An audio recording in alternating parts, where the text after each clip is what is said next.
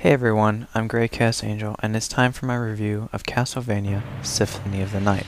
It's one of the most popular Castlevania games in the Konami franchise, and it's a PS1 classic on the PSN. Let's get started. Early on, we get to see one of the very few FMVs this game has to offer, as this game takes its presentation straight from the classic 2D arcade platformers of its past titles. Character and enemy models are of the highest quality one could expect of a PS1 2D title, and the many rooms you'll have to explore, over 1,800 to give an idea, are richly detailed and are a wonder to gaze upon. Having never played a Castlevania game before this one, the beginning of the game will have you playing as Richter from the previous game. At least that's the impression I got, and I might be wrong. However, a few years have passed and the Castle Dracula has reappeared suddenly.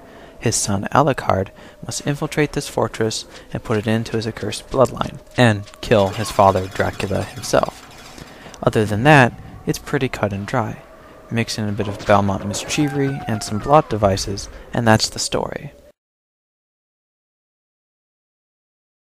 Get used to the controls of Symphony of the Night and get used to them pretty quick. I found early on the enemies and bosses are tough, but not as tough as one might think if you only know what you're doing. Although it appears to be a bit easier and not as mind-numbingly hard as some of the series titles, Symphony of the Night will be a difficult but overall rewarding journey. It operates much like the typical action-adventure platformer. You can attack, defend, equip weapons, armor items, etc., even take advantage of the occasional dropped secondary weapons, and even shapeshift into mist, a wolf, and even a bat. Overall, once you learn the controls, the game becomes less of a lesson and more of a fun, enjoyable experience.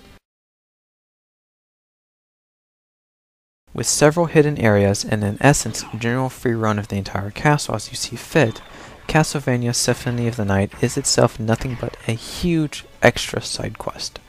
You'll find many hidden items, scenes, and the occasional rare dropped item. I wouldn't even begin to mention the frustration with acquiring the rare Chrysogrim, which I did obtain, and it made the last bit of the game a bit of a breeze, but for those hardcore completionists out there, Symphony of the Night will not disappoint. With 4 different endings and 2 entire castles to explore, Castlevania Symphony of the Night provides a great gateway game into not only the Castlevania series, but even the genre itself. For a mere $9.99, you can purchase this PS1 classic off of the PSN Store, and I highly recommend doing so. Castlevania Symphony of the Night gets an 8 out of 10.